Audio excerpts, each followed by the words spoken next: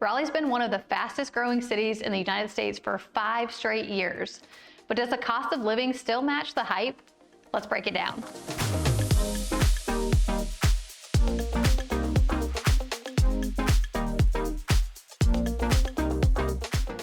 Have you ever been curious what it really costs to live in Raleigh? Hey everyone, it's Becky Durant with Dream Team Realty Group, and today I'm breaking down the real cost of life in Raleigh beyond the hype. We'll look at housing, utilities, transportation, food, healthcare, taxes, and more, and what kind of income you need to live comfortably. Don't forget to hit that like button and subscribe to our channel if you want to stay up to date on all things residential real estate in Raleigh and the surrounding triangle areas of North Carolina. Before we talk dollars and cents, let's rewind for a quick minute because Raleigh's story actually explains why so many people are flocking here. Raleigh was never a port city or an industrial powerhouse.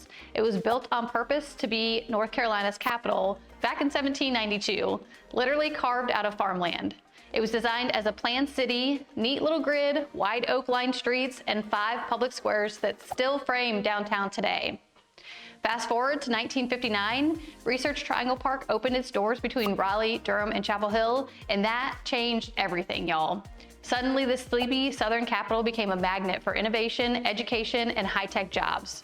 NC State anchored the city, IBM and pharma companies rolled in, and over the decades, Raleigh quietly turned into one of the South's most educated, fastest-growing metros. By the 2000s, downtown had reinvented itself. Warehouse turned into trendy breweries, tech startups replaced the tobacco scene, and high-rise apartments evolved from where old mills used to stand. Then came 2020, the remote work revolution. People from the Northeast and California started realizing they could keep their jobs and trade traffic for trees. Raleigh checked every box: strong job market, top-tier schools, clean parks, quick access to the beach or mountains, and housing that, at least then, felt affordable. Now in 2025, that wave hasn't stopped. It's just evolved. The same factors that built Raleigh's past, planning, education, and opportunity, are driving its present boom. The challenge? All that growth comes with rising costs, limited inventory, and a whole lot of people competing for a slice of the good life. And that brings us to the real question: what does it actually cost to live here now? Let's talk about real-time renting versus buying, what it actually costs right now, and why this matters. Quick backdrop before we talk dollars. In early 2020, the Triangle hit a perfect storm. Rock bottom interest rates, a wave of remote workers leaving pricier metros, and a strong local job base in tech, universities, life sciences, and healthcare. Net migration surged into Wake, Durham, and Orange counties. Raleigh alone added about 33,000 residents from April 2020 to July 2024 and crossed the 500,000 mark, cementing its status as one of the state's fastest growing cities. Builders responded too, but not fast enough. Wake County added a large number of housing units during that 4-year span, among the biggest increases nationwide, but demand continued to outpace supply year after year. On the rental side, cranes were everywhere. Raleigh became one of the most active multifamily markets relative to its size. Permits for new apartments have finally cooled from peak pandemic levels, and there's even more uncertainty with financing costs. Yet Raleigh still remains near the top nationally for multifamily permitting per capita. Recently, single-family construction has seesawed. A big run-up from 2020 to 2024, followed by a slowdown as rates continue to rise and permitting timelines lengthened. That mix pushed more households into renting, fueling the apartment boom while builders experimented with incentives like huge rate buydowns and even built-to-rent communities. And in higher investor ownership of apartments plus lawsuits alleging rent-setting coordination, and you get a complicated price backdrop for renters as well. Today, we're in a new normal. Inventory across the Triangle has grown versus just a year ago, and the white-hot frenzy has cooled. But affordability is still tight and demand hasn't vanished, especially around job centers. That's the stage for the current numbers you're about to see. Okay, so let's put fresh numbers on the screen. I'll show city level figures, so we're talking apples to apples here. First, let's break down the current pulse on buying in the city of Raleigh versus renting. The current median closed sale price is around $450,000 for all of Raleigh. That's up about 2.3% year over year, with homes taking almost twice as long to sell. The caveat to that is that neighborhoods do vary. For example, downtown Raleigh clocked at $554,000 median sales price earlier this year, which is almost a 15% year-over-year increase. And North Raleigh is about $490,000. Okay, so let's break this down. On a $450,000 purchase price with 10 to 20% down, a 30-year loan in the mid 6 to 7% range often pencils to roughly $2,600 to $3,200 a month once you add in taxes, insurance, and HOA if applicable. Your actual final number will depend on rate, taxes, HOA, and PMI. All right, pause it with me here so I can break down the median list price versus median sales price and what those actually mean. These terms often get tossed around as interchangeable, but they're not. Median list price is the midpoint asking price among active listings. It reflects what sellers want today and can be pushed around by which homes are on the market. More luxury equals higher list medians. Median sales price is the midpoint price among homes that have actually closed in a given month. It lags by about 30 to 60 days, but it reflects negotiated real-world transactions. When you hear prices are up, always be sure to ask, are we talking list or sale price? In cool down periods, list medians can float up while sale medians flatten, or vice versa, depending on mix and discounting. The reality is that sellers can list their home for whatever amount they feel like, but the closed sale price tells a real picture of what's happening in the market at any given time. If you want a triangle-wide reference point for context rather than just the city, median sale price across the 5 core triangle counties was about $431,000, and inventory was up nearly 30% year over year. Evidence of normalization from the 2021-2022 frenzy. Okay, back to our regularly scheduled program.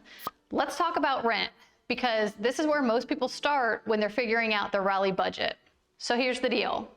If you're looking at apartments, the average rent across the city right now lands around $1,400 to $1,600 a month, depending on size and location, of course. Let's break that down a little more. A studio apartment will run you about $1,200 to $1,300 if you just need the basics. Maybe a smaller space, older building, fewer amenities. 1 bedroom, plan for $1,350 to $1,500 on average. 2 bedroom, great for couples or roommates, is typically around $1,600 and up. If you need a 3 bedroom apartment, you're getting close to $1,900 to $2,000 a month. By that point, you're creeping into small townhome territory. Now, if you're thinking about renting a house instead of an apartment, expect a bit of a jump. Single-family homes and larger townhomes in Raleigh usually sit in that $2,000 to $2,400 range, depending on the size, age, and neighborhood. For example, a 1,700 square foot home might go for about $2,100 a month, while something bigger, newer, or closer to downtown could be well over $2,500. And honestly, that's one of the biggest differences. You're paying more for the extra space, the yard, the garage, and the privacy. But keep in mind, you're also taking on more utilities, lawn care, and maintenance costs, potentially in a lot of cases. Here's what's interesting though. Rent growth has actually cooled a little bit. After those wild pandemic spikes, rents in Raleigh are pretty steady now. Some reports even show a slight dip compared to last year. So while it's still not cheap, at least we're not seeing the double-digit jumps anymore. Bottom line, if you're renting an apartment, think in that $1,400 to $1,800 zone for most setups. If you're renting a home, you're more in the $2,000 to $2,500 plus range. And of course, neighborhood makes a huge difference. Downtown and newer luxury communities run higher. Head a little farther out like Garner, Knightdale, or Fuquay, and you usually get more space for your money. So should you rent or buy in this market? The answer, it depends. Depends on your current situation and your goals. If your monthly comfort zone is $1,400 to $1,600 a month, the average Raleigh rental fits that band right now. Buying at the $450,000 city median will usually run a good bit higher monthly unless you've got a strong down payment or a below market interest rate. The flip side, of course, is that ownership builds equity and can hedge against future rent increases, especially if permitting keeps cooling from pandemic highs and demand stays strong. And let's not forget that by purchasing a home in Raleigh versus renting one, you'll be putting money towards paying off your own mortgage versus paying off someone else's. All right, so once you figure out if you're renting or buying, next on the list is utilities.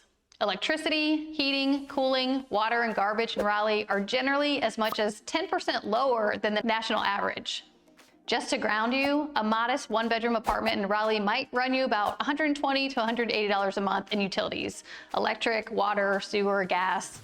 A two-bed unit might hit $180 to $250 depending on usage, but if you're looking at a 3 to 4 bed single-family house, expect utility bills of $250 to $350 plus. And in larger or older houses with less insulation or more HVAC zones, that number can easily climb toward $400 or $500 plus in peak summer months. Also keep in mind, these figures generally exclude internet, cable, trash, and other add-ons, which could tack on 50, 100 more. Use these ranges to adjust depending on how big and old the home is, how many people live there, and how aggressively you like to run your HVAC. Now let's talk transportation. More good news, Raleigh's transportation costs are roughly 8% lower than the national average. Through gas prices, car maintenance, etc., do fluctuate. Plus, if you live in a suburb, you'll likely rely on a car. Commuting time, fuel insurance, maintenance, that all adds up. Raleigh does have public transit, but it's less robust than some other major metro areas, so many people still choose to drive. Parking, tolls, and car insurance in North Carolina can also influence your monthly costs. All right, now I won't bore you with grocery and food costs because Raleigh groceries pretty much fall right in line with the national average. So let's move on to the healthcare cost. Healthcare costs in Raleigh tend to actually be about 12% higher than the national average, with doctor visits, dental care, prescriptions, etc., varying based on insurance network and services that you use. Health insurance premiums, copays, and out-of-pocket costs need to be budgeted and factored into your overall monthly and annual costs. All right, folks, let's talk taxes. North Carolina has a state income tax, which adds to your tax burden. This is a flat rate, but they do change over time. There's also sales tax, state and local, on goods and services that you buy. Property taxes, what you pay, depends on location, assessments, and local rates. If you want to dive more into property taxes specifically by location, go to our library and watch the video called Wake County Property Taxes Explained. Sam gives you a great rundown of what you can expect. So what are the ultimate risks and trade-offs that may play a role into living comfortably in Raleigh? Neighborhood matters. Where in Raleigh or its suburbs that you live can change costs dramatically. Aging housing stock can mean higher maintenance or higher energy costs as well. Interest rate fluctuations affect mortgages and your monthly payment. Job market stability is key. Many move to Raleigh for tech, education, healthcare jobs. Shared housing or roommates can reduce per person housing costs. Commuting versus living closer in, you may pay more for housing to reduce commuting costs. Budget for inflation, costs rise over time in all categories. So what's the real cost of living in Raleigh? Well, it's not cheap. Housing is expensive and rising, healthcare is above average, and everyday costs add up. But it's still competitive compared to many major US cities, and there's room to find deals and make trade-offs. If you plan carefully, pick your neighborhood wisely, and align expectations with your income, Raleigh can offer a really great quality of life that many find attractive. If you like this breakdown, hit that like, subscribe, and share. If you want a follow-up video for families, for retirees, or for specific neighborhoods, drop a comment below and we'll make that happen. Thanks for watching.